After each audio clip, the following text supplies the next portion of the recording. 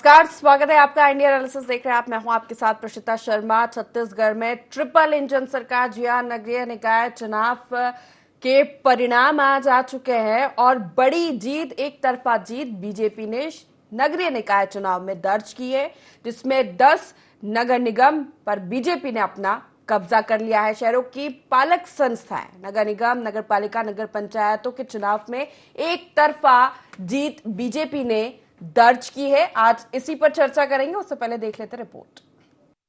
छत्तीसगढ़ में अब डबल नहीं बल्कि ट्रिपल इंजन की सरकार है। शहरों की पालक संस्थाओं, नगर निगम, नगर पालिका और नगर पंचायतों के चुनाव में बीजेपी ने एक तरफा जीत हासिल की है। 10 नगर निगमों के चुनाव में बीजेपी ने सभी पर कब्जा जमा लिया है। रायपुर से मीनल चौबे, दुर्ग से अलका बाघमार, राजनांदगांव से मधुसूदन यादव, बिलासपुर से पूजा विधानी, अंबिकापुर से मंजूषा भगत, चिरमिरी से रामनरेश राय, जगदलपुर से संजय पांडे, रायगढ़ से जीवर्धन चौहान, कोरबा से संजू देवी राजपूत, धमतरी से जगदीश रामू रोहला। इसके साथ ही नगर पालिका और नगर पंचायतों में भी बीजेपी की एक तरफा जीत हुई है। नगरीय निकायों के पूरे नतीजों की अगर हम बात करें तो 10 नगर निगम में सभी में बीजेपी का कब्जा। 49 नगर पालिका में 35 पर बीजेपी, 8 पर कांग्रेस और 6 पर अन्य का कब्जा। 114 नगर पंचायत में 84 पर बीजेपी, 20 पर कांग्रेस और 10 पर अन्य का कब्जा। बीजेपी की जीत भी ऐसे हुई कि कांग्रेस हक्का बक्का है। रायपुर में बीजेपी की मीनल चौबे 1,30,000 वोटों से जीती हैं। दुर्ग में बीजेपी की अलका बाघमार ने कांग्रेस को 60,000 से भी ज्यादा वोटों के अंतर से हराया। बिलासपुर में कोरबा में भी भाजपा की जीत का अंतर 50,000 के करीब है। इस जीत के बाद बीजेपी में जश्न है। सीएम विष्णुदेव साय, बीजेपी के प्रदेश अध्यक्ष किरण सिंह देव ने इसे भाजपा की डबल इंजन सरकार पर जनता के भरोसे की जीत बताया। आज का ये दिन भारतीय जनता पार्टी के लिए और हमारी भारतीय जनता पार्टी की छत्तीसगढ़ की सरकार के लिए ऐतिहासिक दिन है। मोदी की गारंटी पर विश्वास किया है। हमारी सरकार ने जो छत्तीसगढ़ के विकास के लिए 13 महीने में जो काम किए हैं उन पर विश्वास किया है। छत्तीसगढ़ की श्रेष्ठ जनता का अभिवादन करता हूं, अभिनंदन करता हूं, उनको प्रणाम करता हूं भारतीय जनता पार्टी परिवार की ओर से। जो विश्वास उन्होंने विधानसभा चुनाव में भारतीय जनता पार्टी के ऊपर, जो प्रेम, विश्वास, आशीर्वाद उन्होंने लोकसभा चुनाव में दिया भारतीय जनता पार्टी के ऊपर, दक्षिण के उपचुनाव में दिया, वही विश्वास, वही प्रेम उन्होंने नगर सरकार के चुनाव में दिया। उधर कांग्रेस इस जनादेश को मानने के लिए ही तैयार नहीं है। मतगणना के दौरान जैसे ही बीजेपी ने बढ़त बनाई, कांग्रेस के कई नेता हार का ठीकरा ईवीएम पर फोड़ने लगे। कहा, ये सब ईवीएम का खेल है, बैलेट पेपर से चुनाव होते तो नतीजे कुछ और होते। हालांकि वरिष्ठ नेता टीएस सिंहदेव इससे सहमत नहीं दिखे कि अभी तक के जितने चुनाव हुए, खास करके निगम में, पालिका में, पंचायत में, स्थानीय चुनाव बैलेट पे होते थे। बैलेट पे होने से लोगों को उसकी निष्पक्षता पे विश्वास है, लेकिन इस बार पहली बार जो है ईवीएम से हुए। सरकार की तरफ से भी बयान आ रहा था कि हम बैलेट से कराएंगे। लास्ट टाइम में ईवीएम की तरफ शिफ्ट किए और जिस दिन ईवीएम की तरफ शिफ्ट किए उस दिन हमने संदेह व्यक्त कर दिया था। लगता है कि सरकार बड़े पैमाने पर गड़बड़ी करने वाली है और वो बात जो हमने संदेह व्यक्त किया था आज सही साबित हो। कांग्रेस के लिए निराशाजनक है। मतदाताओं ने लगता है कि सत्ता के साथ शायद ये भापा हो, ये आका हो कि जो पार्टी सत्ता में है उन्हीं के माध्यम से काम शायद हमारे यहाँ बेहतर हो सके। हार की समीक्षा होती ही है, जरूर होगी। यूं तो नगरीय निकायों के नतीजे अक्सर सत्ताधारी दल के पक्ष में ही आते हैं। जिन 10 नगर निगमों में बीजेपी को जीत मिली, उनमें सभी पर पिछली बार कांग्रेस जीती थी। इस लिहाज से छत्तीसगढ़ की सियासत में इसे बहुत बड़ा फेरबदल तो नहीं कहा जा सकता, लेकिन जिस तरह भारी वोटों के अंतर से कांग्रेस हारी है, वो ये बता रहा है कि पहले विधानसभा, फिर लोकसभा और अब निकाय चुनाव में करारी हार झेलने वाली कांग्रेस के सामने छत्तीसगढ़ में अपना अस्तित्व बचाए रखने की बड़ी चुनौती है। अब देखना यह है कि वो इससे कैसे निपटती है और बीजेपी इस ऐतिहासिक जीत का क्या रिटर्न गिफ्ट शहरों को देती है। Bureau report, IND24।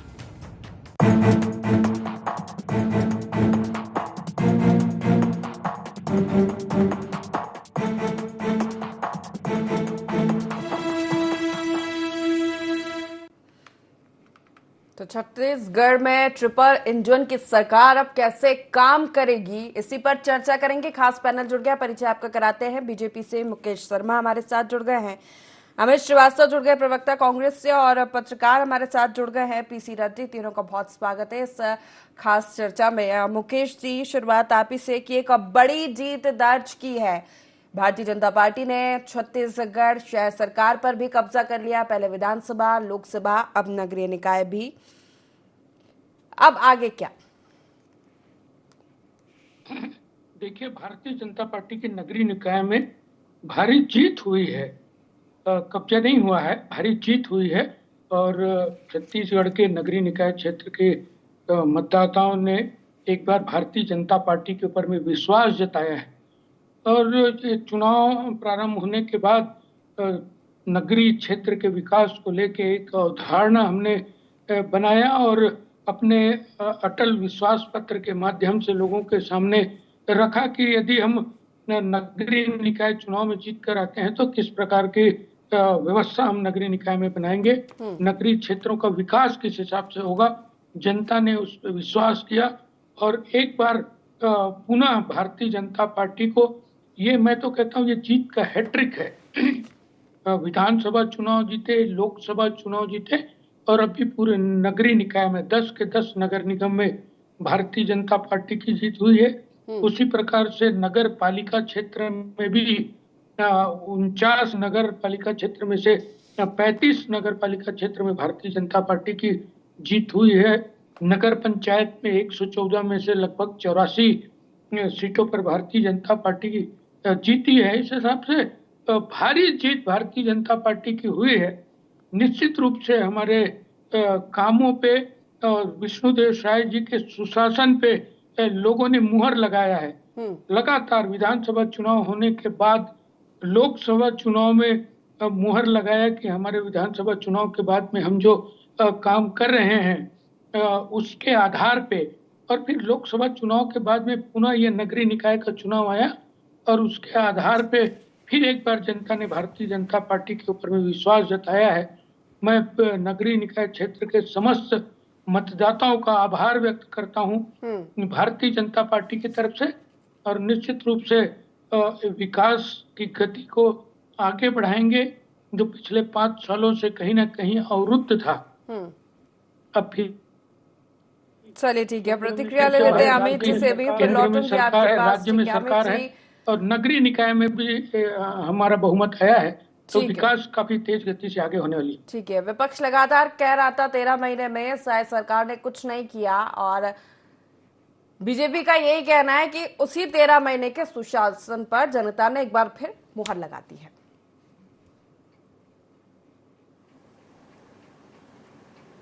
Amit ji, प्रीशिता जी, सबसे पहले तो मैं इस प्रचंड जीत की और ऐतिहासिक विजय पर मुकेश भैया को और भाजपा को बहुत बहुत बधाई और शुभकामनाएं देना चाहता हूं। और मुझे लगता है कि क्लियर एक जो फैक्टर चला है वो ट्रिपल इंजन वाला चला है कि केंद्र में भी सरकार, प्रदेश में भी सरकार। तो मुझे लगता है कि जनता का झुकाव निश्चित तौर पे, जिस प्रकार से जनता ने अपने मताधिकार का प्रयोग किया, और ठीक है, लोकतंत्र में जनता का आदेश हम बड़े विनम्रता के साथ स्वीकार करते हैं क्योंकि लोकतंत्र में जनता जनार्दन होती है। लेकिन मैं फिर आपके माध्यम से कहना चाहता हूं कि जनता का जो भी निर्णय आया है, मुझे लगता है कि अब ये भाजपा की जिम्मेदारी और जवाबदारी है कि जो भी वादे उन्होंने किए थे उसे पूरा करें। और निश्चित तौर पे ऐतिहासिक जीत की पुनः मैं मुकेश भैया को बहुत बधाई देना चाहता हूँ। चलिए ठीक है, पीसी रज्जी से भी समझ लेते हैं इस पर। बड़ी जीत बीजेपी ने दर्ज की और यही माना जा रहा है कि छत्तीसगढ़ के गठन के बाद ये अब तक की बड़ी जीत है नगरीय निकाय में बीजेपी के लिए। क्या कुछ फैक्टर समझ में आ रहा है, क्योंकि बीजेपी इसका श्रेय 13 महीने के सुशासन, मोदी की गारंटी को ही दे रही है। मोदी की गारंटी पर जो मुहर लगी, इतने महीने में जो जनता के लिए काम किया है, उसी पर जनता ने एक बार फिर नगरीय निकाय में मुहर लगा दी। जी प्रीशिता जी, इसमें थोड़ा सा परिवर्तन करूंगा मैं, क्योंकि मोदी की गारंटी से विधानसभा, लोकसभा और ये चुनाव जो है अटल विश्वास से जीता है भाजपा ने, क्योंकि अटल जी के नाम का प्रयोग यहाँ इस बार किया गया था और अटल जी के नाम से जो गुडविल है जो जुड़ा हुआ है देश में, उसका फायदा प्लस जो अपना फ्लैगशिप योजना है भाजपा की, महतारी वंदन वाली योजना, उसके चलते महिलाओं में बहुत ज्यादा उनकी लोकप्रियता बढ़ी है और किस तरह से उन्होंने उसको अपने मतदाताओं तक पहुंचाया, जो कमिटमेंट पार्टी का है उसको पहुंचाया और उसका फायदा मिला। आप देखिए कि कांग्रेस की हालत जो है वो सारे शहरों में जो निगम है जितने, उसमें बिल्कुल जिस तरह से दिख रही है एकदम सुपड़ा साफ होने की स्थिति है, वो ये बात भी दर्शा रही है कि लोग समझदार हो गए हैं और लोग चाहते हैं कि विकास के लिए जो फंड आए वो सत्तारूढ़ पार्टी से जुड़े जनप्रतिनिधि को चुने जाने से ही वो फंड आना मुनासिब हो पाएगा, संभव हो पाएगा, इसलिए वो उस तरह से चुना है लोगों ने। लेकिन एक चीज और है कि ये जो नगर पंचायतों में भी इस बार भाजपा को बहुत उस तरह से लोकप्रियता मिली है। 84 अध्यक्ष जो चुने गए हैं नगर पंचायत के भाजपा के, उसके मुकाबले कांग्रेस के 22 बहुत ही कम हैं, जबकि ग्रामीण क्षेत्रों को आमतौर पे भाजपा का सपोर्टर नहीं माना जाता था, कांग्रेस का ज्यादा सपोर्टर माना जाता था। तो वो एक कुछ बदलाव आ रहा है ग्रामीण स्तर पे सपोर्ट में, ये बता रहा है, जिसका आगे आने वाले दिनों में जो पंचायत चुनाव होने वाले हैं उनमें भी असर देखने को मिल सकता है। जी। तो अगले चुनाव की तैयारी भी अब मुकेश जी बीजेपी करने वाली है, लेकिन उसके बाद अब चुनाव खत्म है, अब काम करना होगा। जन समर्थन, जन आभार अगर आपको मिला है तो मोदी की गारंटी तो पूरी करनी ही है, अब ये अटल विश्वास पत्र को भी आपको पूरा करना पड़ेगा। देखिए प्रीतिशा जी, कहीं ना कहीं भारतीय जनता पार्टी का मूल मंत्र रहा है कि सरकार की योजनाओं का लाभ अंतिम पंक्ति के अंतिम व्यक्ति तक पहुंचे। इस बात को सुनिश्चित करने का काम सरकार का है और उसी अवधारणा के आधार पे हम ये नगरीय निकाय में भी लोगों ने विश्वास जताया भारतीय जनता पार्टी के ऊपर में, और निश्चित रूप से उस काम को पूरा करने का, वो विकास की गति को आगे बढ़ाने का काम सरकार करेगी। राज्य में हमारी सरकार है तो कहीं कोई कमी नहीं आने दी जाएगी। और हमारा तो मूल मंत्र है, चाहे फिर वो ग्रामीण जनता हो या शहर की जनता हो, हर व्यक्ति तक सरकार की योजनाओं का लाभ पहुंचे। इस बात को सरकार बहुत गंभीरता से लेती है और योजनाओं को भी उसी प्रकार से बनाया जाता है कि कैसे इसको नीचे तक पहुंचाया जाए। तो उसका लाभ शहरी क्षेत्रों में तो मिला है, ग्रामीण क्षेत्र में भी मिलेगा, इसमें कोई दो मत नहीं है। चलिए ठीक है। अमित जी, रायपुर नगर निगम की बात की जाए तो 15 साल बाद ऐतिहासिक जीत दर्ज की है बीजेपी ने, और वहीं में एजाज ढेबर की बात करें तो पार्षद का इस बार चुनाव लड़ा, वो भी हार गए हैं। कांग्रेस को अब मंथन करने की जरूरत है, समीक्षा करने की जरूरत है, टीएस सिंहदेव कह रहे हैं, लेकिन भूपेश बघेल के समर्थक हार का ठीकरा ईवीएम पर फोड़ रहे हैं। देखिए, मुझे लगता है, मैं बड़ी जिम्मेदारी के साथ आपके साथ कहना चाहता हूं कि लगातार मैंने जैसा कहा कि ट्रिपल इंजन वाला फॉर्मूला इनका चला और उसके सामने कई हमारे जो दिग्गज है वो अपनी साख भी नहीं बचा पाए, अपने गढ़ को भी नहीं बचा पाए। और मैंने जैसा कहा कि लोकतंत्र में जनता जनार्दन होती, प्रेषिता जी, जनता को जो उचित लगा जनता ने किया। अब मुझे लगता है कि आत्मचिंतन, मंथन और क्यों हम इस स्थिति में आए, ये सारी चीजों की चिंतन होना चाहिए। किन के कारण ये स्थितियां परिस्थितियां डेवलप हुई, क्या उसके फैक्टर्स थे, क्या कारण थे। मुझे लगता है ये सारी चीजों पे बहुत जल्दी आत्मलोकन करने की आवश्यकता है, क्योंकि लगातार ये तीसरा चुनाव है, समझ लीजिए आप, लोकसभा, विधानसभा, फिर ये नगरीय निकाय चुनाव। और सबसे अहम आपके माध्यम से मैं कहना चाहता हूं, क्योंकि ये शुद्ध रूप से कार्यकर्ताओं का चुनाव होता है।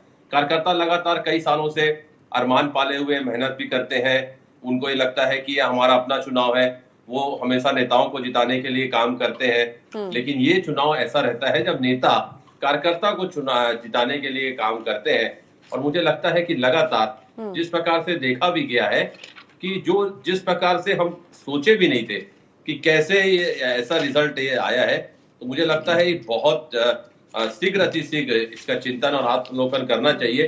क्योंकि हमारा शुरू से ये मानना है, मैं हमेशा आपके डिबेट पे भी ये बात कहता हूं कि कार्यकर्ता कभी छोटा नहीं होता प्रीतिशा जी, बल्कि कार्यकर्ता की वजह से नेता बड़ा होता है। तो ये बातें समझना पड़ेगा और जल्द से जल्द मुझे लगता है कि पार्टी हमारे हाईकमान और हमारे प्रदेश नेतृत्व इस पे चिंतन मनन जरूर करेगा कि ऐसी क्या वजह थी, क्या वजह थी कि हमारे बड़े बड़े दिग्गज चुनाव में हार गए। कई वीआईपी सीट्स पे हम चुनाव हार गए और लगातार ऐसे कौन से निर्णय थे जो हमें हमारे कार्यकर्ता ने स्वीकार नहीं किया या जनता ने स्वीकार नहीं किया। ऐसे क्या गलती हमसे हुई। इन सारे विषयों पे मुझे लगता है शीघ्र अतिशीघ्र चर्चा की, आत्मावलोकन की और आत्मचिंतन की आवश्यकता है। चलिए ठीक है, पीसी रज्जी से इस पर मैं समझना चाहूंगी कि बेहतर छत्तीसगढ़ की परिस्थितियां समझते हैं। नगरीय निकाय चुनाव की कैंपेनिंग की बात की जाए तो इस बार जो शहर सरकार के मुद्दे होने थे वो सुनाई नहीं दिए। चुनाव में विधानसभा राज्य स्तरीय मुद्दे थे, उनकी खूब गूंज रही। सड़क, पानी, बिजली जैसी समस्याओं पर किसी ने चर्चा ही नहीं की। तो बहुत सारे फैक्टर्स हो सकते हैं कांग्रेस की हार के, या मुद्दे तो थे लेकिन उस मजबूती के साथ वो जनता के बीच लेकर नहीं पहुंच पाए। जी देखिए, इसमें कांग्रेस की हार और भाजपा की जीत अगर अलग अलग तरीके से व्याख्या की जाएगी तो उसमें अलग अलग इलाके के अलग अलग कारण बताए जा सकते हैं। जैसे कुछ इलाकों में कार्यकर्ताओं की उपेक्षा करके दूसरे लोगों को टिकट दिया जाना भी हो सकता है, जिसमें वर्षों से काम करने वाले लोग हतोत्साहित हुए इस तरह से, और फिर वो चुनाव में मेहनत करने के बदले घर पे बैठ गए या उस तरह से उन्होंने मेहनत नहीं की क्योंकि वो दुखी हो गए थे कि हमारी उपेक्षा हुई है। क्योंकि पिछले 5 साल में सरकार जो रही कांग्रेस की, उसमें भी बहुत से कार्यकर्ताओं की शिकायतें रही कि हमारा काम नहीं हो रहा है, हमारा किसी भी मंत्री के पास पावर नहीं है, और लोग, ये स्थिति तो इन दिनों यहाँ भी बनी हुई है इस सरकार में भी। लेकिन वो कार्यकर्ता जो नाराज थे पहले से, उनकी जब चुनाव के टिकट वितरण में स्थानीय स्तर पर उपेक्षा हुई तो उसका संगठन के रूप में काम नहीं हुआ, उसका असर दिखता है। दूसरी बात यह है कि कहीं ना कहीं जो है वो भाजपा की सरकार होने का फायदा तो भाजपा को मिला ही, लेकिन भाजपा का संगठन जिस तरह से काम करता है, कई जगह भाजपा में भी असंतोष हुआ, पार्टी कार्यालय में तोड़फोड़ भी हुई, इस तरह की घटनाएं, नारेबाजी हुई, वीडियो सब चले। उसके बाद भी वहां पर इन चीजों को संभालने का जो सिस्टम है, जो पार्टी के पास एक हायरार्की जिस तरह से है, उसमें यह है कि 40 साल पुराने नेता भी उस तरह से पार्टी के डिसीजन का विरोध नहीं कर पाते हैं, तो वो उसका फायदा कहीं ना कहीं भाजपा को मिला है। और संगठन आरएसएस और दूसरे अनुषांगिक संगठन जिस तरह से लगातार काम करते रहते हैं अपने अपने स्तर पर, तो उसका फायदा कहीं ना कहीं भाजपा को मिला है, निचले स्तर तक के उसका फायदा मिला है। और उसके बाद राम मंदिर के मुद्दे पर लगातार यात्राएं चलती रही, पूरे साल जो है वो कुछ ना कुछ कार्यक्रम भाजपा ग्रामीण क्षेत्रों से भी करती रहती है, शहरों में भी करती रहती है, तो उसका फायदा भाजपा को निश्चित रूप से इस तरह से चुनाव में वोटों को ध्रुवीकरण करने में मिला है, जिसके कारण ज्यादातर जगहों में हम जीत देखते हैं। और बाकी सब चीजें तो दोनों पार्टियां अपना विश्लेषण में लेकर के आएंगी कि क्या क्या मुद्दे रहे जीत और हार के, तो उससे और चीजें स्पष्ट होंगी। चलिए, बिल्कुल। मुकेश जी, अब ट्रिपल इंजन की सरकार है तो उतनी तेजी से ही दौड़ना चाहिए छत्तीसगढ़ में इंजन। बिल्कुल, निश्चित रूप से केंद्र सरकार की जो भी योजनाएं हैं और राज्य सरकार की जो योजना है उसका प्रॉपर क्रियान्वयन हो जाए और उसके परिणाम दिखे, इन सबको लेके योजनाबद्ध तरीके से विकास के कार्य को आगे बढ़ाया जाएगा।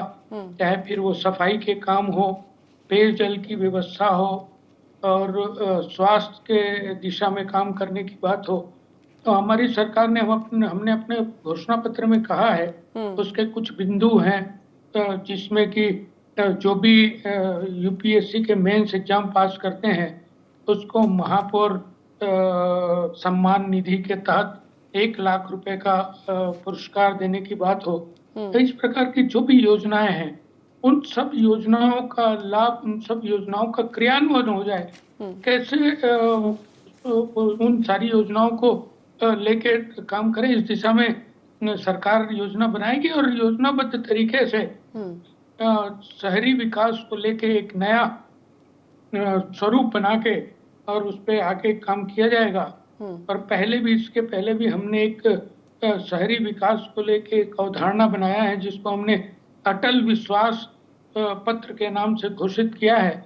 उसको अमल में लाके और विकास को आगे बढ़ा के और अंतिम व्यक्ति तक छोटे से छोटे क्षेत्र भी इस हमारे विकास में पीछे न रह जाए, इस सोच के साथ सरकार काम करेगी।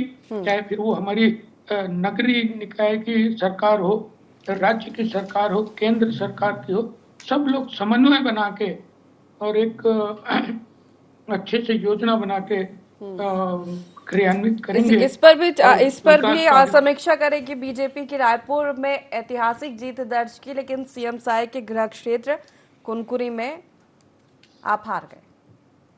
देखिए, अलग अलग परिस्थितियां होती है और वहाँ पे आपको भी मालूम है, मुझे भी मालूम है, हमारे प्रवक्ता भाई बैठे हैं, सब लोग जानते हैं कुनकुरी क्षेत्र के अंदर में कन्वर्टेड क्रिश्चियन लोगों की बहुलता है और ऐसे में वो किस भाव के साथ में वोट किए हैं मैं कह नहीं सकता, लेकिन यदि निश्चित रूप से इस विकास की धारा में वो भी आते तो वहाँ पर भी उनके जो प्रतिनिधि होते वो सरकार के साथ मिलके काम करते।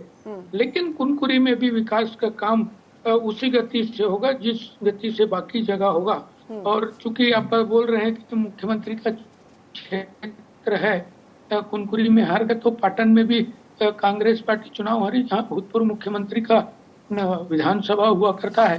तो एक किसी और मुख्यमंत्री तो पूरे प्रदेश के होते हैं, तो उनके सुशासन में चुनाव हुआ है और उनके मुख्यमंत्री रहते हुए चुनाव हुआ है। और इतनी बड़ी जीत यदि होती है तो उसका कहीं ना कहीं उसका श्रेय भी मुख्यमंत्री को भी जाता है। तो मुख्यमंत्री जी की योजनाओं को, मुख्यमंत्री जी के मोदी की योजनाओं के क्रियान्वयन करने को, चाहे फिर वो किसानों को धान का उचित मूल्य देना, 21 क्विंटल धान खरीदना, फिर महतारी वंदन के माध्यम से बहनों को आर्थिक रूप से सशक्त करने का काम हो, या प्रधानमंत्री आवास को फिर वापस चालू करने के काम हो, आयुष्मान योजना के तहत लोगों को स्वास्थ्य लाभ देने का काम हो, इन सब योजनाओं का काम सरकार के माध्यम से नीचे तक ले जाने का काम विष्णुदेव सरकार की विष्णुदेव साय की सरकार ने किया है। और उनका सुशासन कहीं ना कहीं जीरो करप्शन वाले विषय को लेकर सरकार आगे बढ़ रही है, तो उसमें भी सरकार काफी सख्त है। तो इन सब चीजों को जनता ने देखा है, जनादेश यूं ही नहीं मिला है, कहीं ना कहीं जनता ने तुलना किया है और तुलना करने के बाद ये जनादेश भारतीय जनता पार्टी को दिया है। इस जनादेश का सम्मान करते हुए भारतीय जनता पार्टी विकास की गति को और तेजी से आगे ले जाने का काम करेगी। बिल्कुल, ऐसा बहुत कम ही होता है कि राज्य में अगर किसी एक की सरकार है तो शहर सरकार उसकी ना हो, उसी की सरकार होती है। डबल इंजन के फॉर्मूले को जनता समझती है। अमित जी, जैसा कि पीसी रजनी ने भी जिक्र किया अभी कि क्या बागियों या नाराज कार्यकर्ताओं ने कहीं खेल बिगाड़ा कांग्रेस का? जी, ये तो चिंतन मनन के बाद ही मैं आपको इसका आंसर दे पाऊंगा कि क्या वजह थी और क्या क्या वजह थी कि ऐसा 15 सालों से जहां हम लगातार जीत रहे थे और चाहे भाजपा की 2 बार सरकार रही तब भी हमारे मेयर जीते, लेकिन आज जिस प्रकार से वो किला ढा गया, तो मुझे लगता है कि बहुत ज्यादा चिंतन मनन की आवश्यकता है कि ऐसा क्या क्या वजह रही।